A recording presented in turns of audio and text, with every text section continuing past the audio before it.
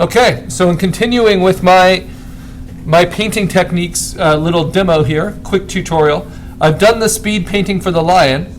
So the difference between starting with a sketch and just a straight speed painting is I have no sketch underneath the lion. And so there could be things that are quite wrong with this that I would have to fix through my refined shading. Like I don't seem to have enough space necessarily between the upper arm and the back leg, so I'd fix that in refining the edge of the arm.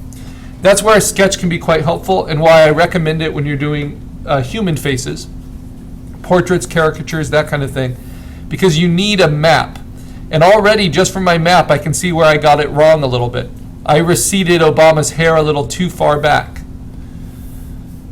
So I can go back to that sketch and I can use these kind of speed painting techniques now over the top of the sketch and clean them up. So I have the overall shape, I think, correct. His neck I also kind of scooped in too much of the back. It's a little bit straighter here like that. And now I can get started on the caricature itself. So working on top of a sketch is exactly what it sounds like. I'm going to take this sketch and I'm going to keep all the sketch layers turned on. I'll tighten it up a little bit with my eraser, which is a hard-edged eraser. And now I'm going to speed paint on top of this. Okay? Using my brush, 100% opacity because I'm just starting. Holding down,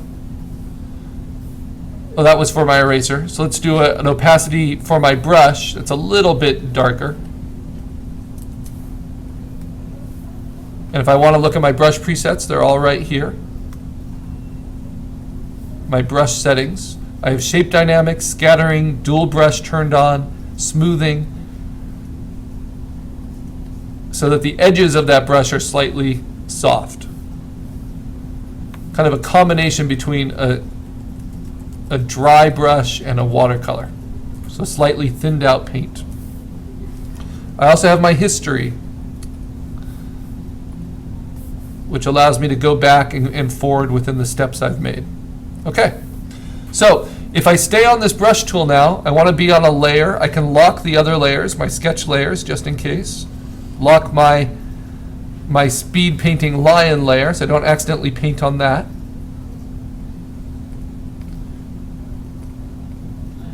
And now I can get started.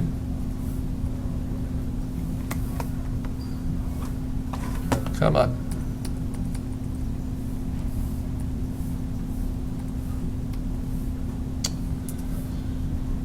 There we go. All right, so I'm going to zoom in to Obama a little bit. You can hit Tab to turn off your all of your different windows and give you more space. And so I know I'm basically only going to use the brush. I'm going to hold down Option to steal color. And so I'll hit Tab to give myself as much space as possible. I can hold down Spacebar to move around. And I know I'm on the right layer. And every other layer is locked. So now I'm ready to paint. So let's start with kind of a local color. A middle skin tone for him. And I'm going to render his forehead first, with its shadows, with its highlights, and try to get a sense of the palette of his skin. This is why I like to steal directly from photo resources, because the colors look very different when on a blank white page than when they're all together. And I like to fill in some darkest darks pretty early. I want to change my settings. 90% is feeling a little strong, so I'm going to go to 60%. And then I can hit Tab again and get back to this. I'm not going to worry about painting outside of the lines.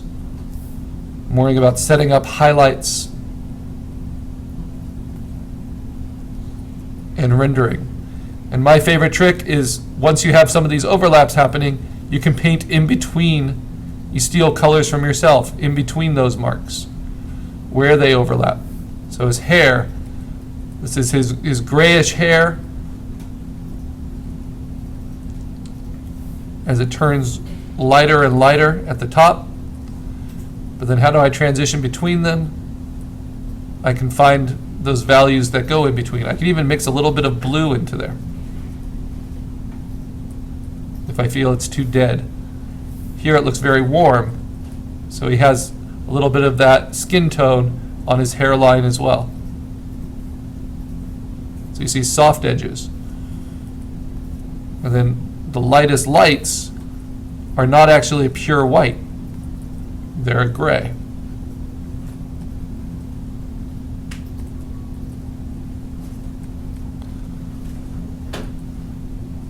And my brush is set to be pressure sensitive to scale. So the harder I press, the more space I can cover in a quick amount of time.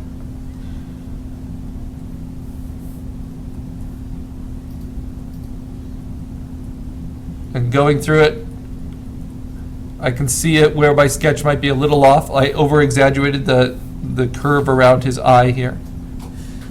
So I'm going to soften that so I can refine that line. But the overall proportions are good. They're going to inform me. Now I get into the rendering and the lighting. So you see it's very different than digital coloring because I'm not filling everything with one flat, filling everything in with one flat. Instead, I'm working with the duotone and even full spectrum a little bit in all aspects, basically from the beginning. So then he's got these really dark eyebrows still.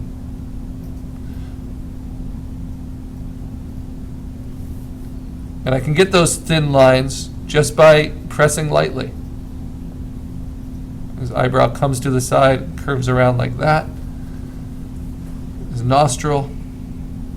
I also have a similar dark tone, the corners of his mouth.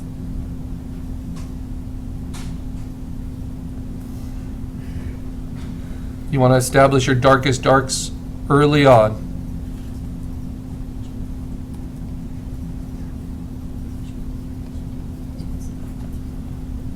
So you start with the local flat color, but then you immediately are doing different versions of it.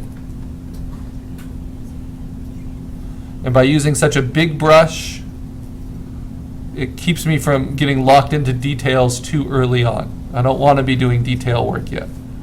I don't want to render the eye until I'm happy with the overall placement of everything. The lips, a little bit more pink in them. Separation between the mouth and the teeth. His teeth are actually yellower than you would think. I'll brighten those up a little bit.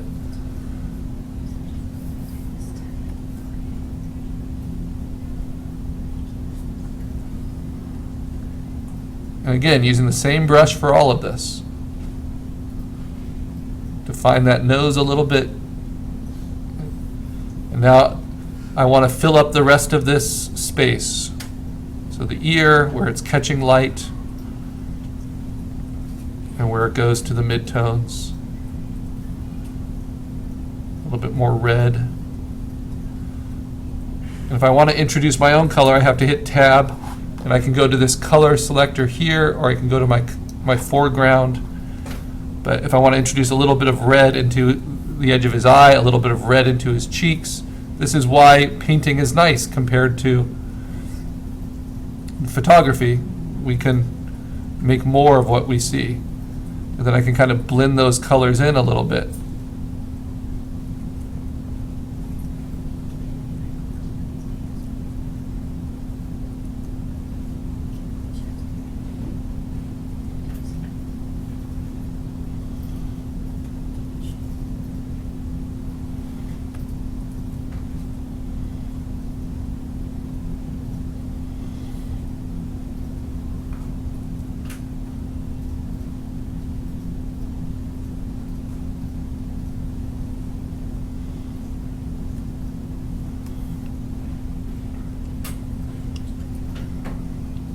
Doing a really light touch with his hair, very dark color, but a low opacity.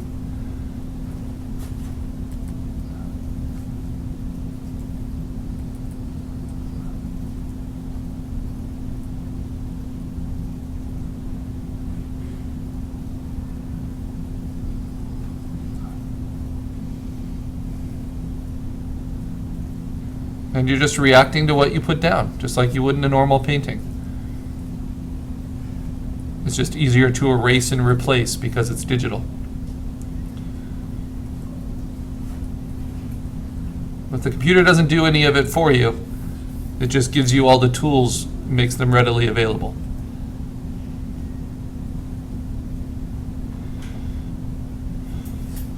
Now for this kind of portrait to work really well, I might even need a background to get the highlight on his hair. Right? But for now, maybe I can just rough in a very light kind of edge just to show me kind of where the edge of his hairline would be. Right? You don't want to forget things like the neck and those shadows. Shadow underneath the ear lobe in this case. It's pretty dark. Separates inside the ear. And I'm almost ready, kind of the bottom of the hair, to get into more refined painting now.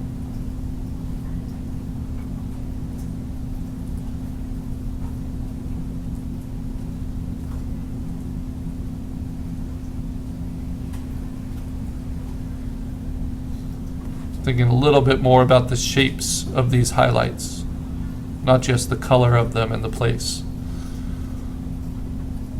but what edges of them are softer.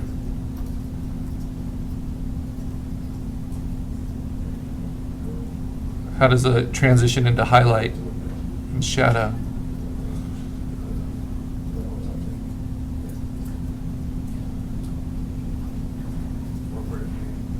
All using as much as possible just one brush. Now I try to challenge myself not to do the eyes until I've done all the structure kind of around the face. Because the eyes are, if they're in the wrong place, if they're not done well, they really throw everything off. So I don't jump into them too early. Same thing with the nose. Instead, I try to have all the context set up. Obviously, some things are more fun to work on a face or on any painting than others. But we're going for an overall finish, a consistency.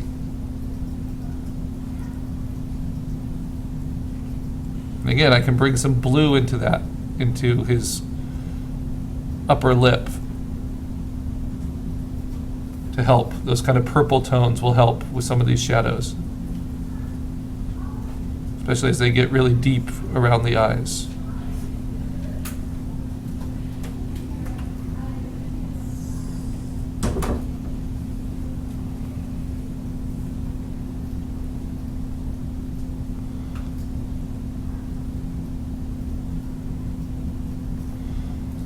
Okay, this is all on one layer.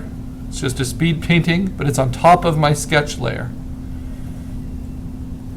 I just gotta block in. So eventually none of my sketch should really be showing anymore. But I have it there to inform me, and if I need to move it, I can move it up on the top.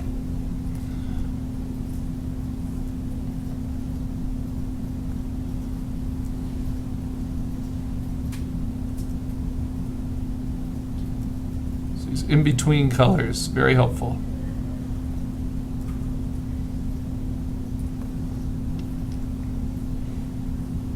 We have so many different colors in our skin. It can be really fun to experiment with them, find their way.